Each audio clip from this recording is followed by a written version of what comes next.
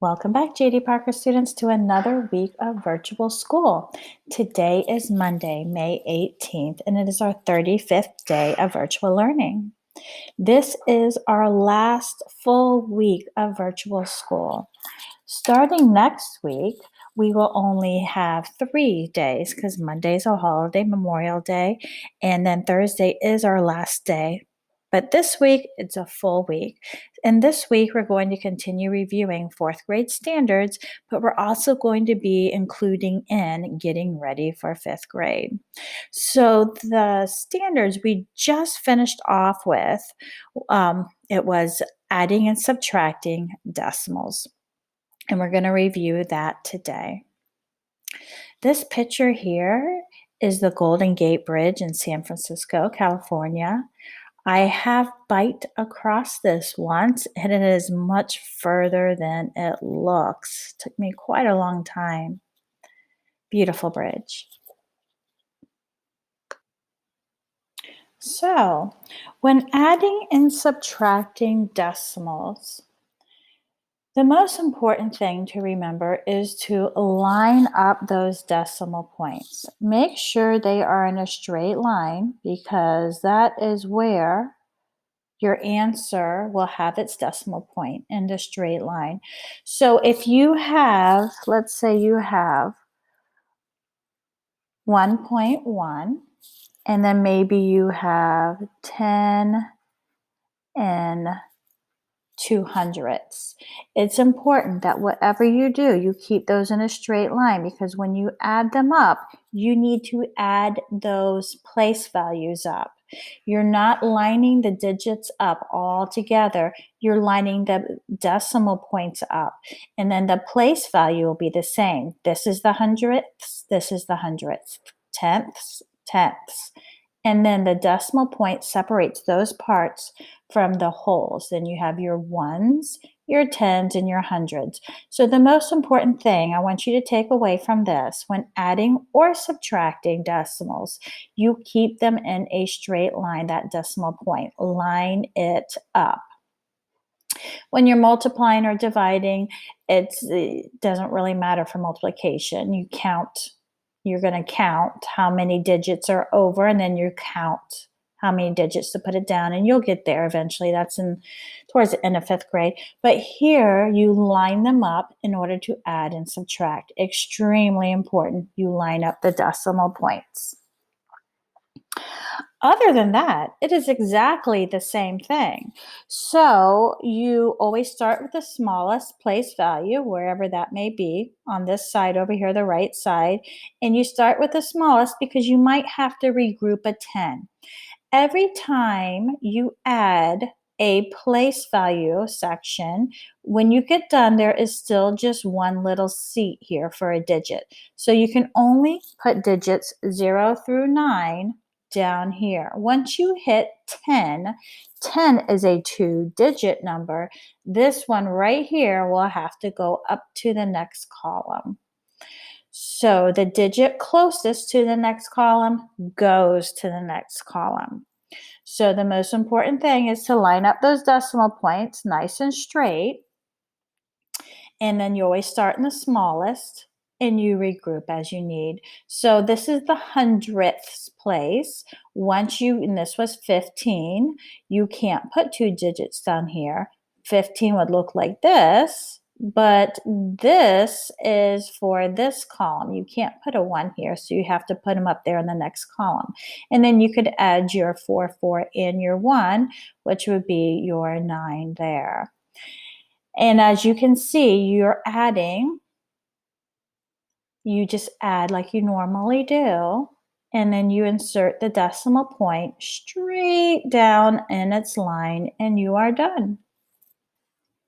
The other 2 vocabulary words I want you to know is sum. Sum. Sum is the answer to any addition problem, S-U-M, sum. So it's when they don't give you and they won't sometimes. They'll leave it blank here, and you have to figure out if you're adding, subtracting, multiplying, dividing, but sometimes they'll tell you up here. So this says find the sum. They're also giving you the symbol. So twice they told you you're going to be adding these. Now, if you remember when you first started adding big digits, you had to draw lines to keep them nice and straight. So here they have the lines again for you. And this time they gave the decimal point its own little section because it is that important that you stay in a straight line with the decimal points. You always start with the smallest place value, whatever that may be. In this case, it's the hundredths place here. 8 plus 5 is 13. Regroup that one up here. You're going to add him in. 1 plus 4 plus the extra 1 is a 6. You make sure you bring it straight down, and then you have 10. Regroup that one, and then you have 8. And don't forget the symbols, the dollar sign also. So when you add these two add-ins together, and these are decimals, add-ins, you will get the sum of $80.63. The next one, go ahead and pause it, solve it on your own, and then I will give you the answer. Okay, so when you start in the hundredths, it is the smallest place value here. You will get 15, regroup the 1, then you get 3, bring down your decimal point. Then you get 14, regroup that one, and then you get 8, not 7 as I did to start with. 8, don't forget this little dude. And then bring down your dollar sign. So if we were in the classroom, we would turn and talk and explain how you would know when to regroup. So how do you know when to regroup? You regroup when you can't fit just one digit here. Whenever it gets higher than 9, you have to regroup because you can only fit one digit down here. So 10 and up, anything with a 10 or up has to be regrouped. So the first vocabulary word, which is the word of the day, is going to be sum. Sum. In addition, the answer is the sum. This is the first word of the day. Now, when you are subtracting, the answer is the difference. So here they want you to subtract $84.24 from $52.47. You still line them up and you use the decimal points to line up the digits nice and straight. And you always start with the smallest place value. And then this is just like we did subtraction. You've been doing subtraction since you were in first grade, but now we are regrouping. If there's more on the floor, you have to go next door, cross it off, and bring back 10 more. So the only thing you need to remember here is line up the decimal points. And if there's more on the floor, you have to go next door. Now, if there's more on the top, you don't need to stop. You can just subtract it straight down.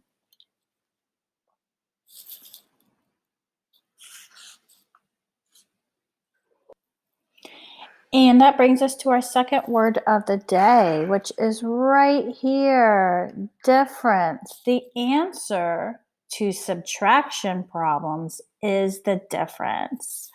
So like here, they did not give you the symbol, but they're telling you they want the difference. So you should know that you have to subtract. And when you subtract, you line up the decimal point and you always start with the smallest place value. Here I have 4 and I need to subtract 8 from 4. I cannot do that. So I have to go next door, cross off that 1 and bring that 1 back to that 4, which makes it turn into a 14. Now you have 14 minus 8, which is 6. Now we're in the tenths place. I have 0. I need to give away 3. I can't do that. So I have to go next door. Don't even worry about this decimal point. You don't need to do anything until you just bring it down and you're done with it. So you go next door, it's a 7, cross off that 7, turn it into a 6, and take that 1 back and give it to that 0. Now it is 10 minus 3, which is 7. Now you can write your decimal point, and then 6 minus 4 is 2, and then you have your dollar sign. So there is your answer in your second word of the day. When you subtract or add, The first rule is to line up the decimal points. Line it up. The second rule for adding or subtracting is always start with the smallest place value. And then when you're adding, if you have more than 9, you have to regroup. If you have more than 9, you have to regroup. When you're subtracting, if you don't have enough, you have to go ungroup it. So you have to go next door and take 1 away from that place value. And when you bring it back, it is a 10, simply because as you move up the place value chart, every time you move up that place value chart, you are moving up a 10. Every time it goes by tens. So when you go next door and bring back 1 more, you're really bringing back a 10 and you're giving it to whatever digit is there. So today you are going to be doing the worksheet page I loaded for you. When you subtract or add, you're just doing it as you have done it many, many times before. Don't worry about the decimal point. It just stays in a straight line. That's all you do to it. And then you just act like it's just a regular subtraction or addition problem. So make sure you have that decimal point in with your answers. And that brings me to the last word of the day, which is even. You only have to do the even problems on both pages. All right, my friends. So make sure you do not have to do all of them, just the even on both pages. All right. I will speak with you tomorrow, my friends.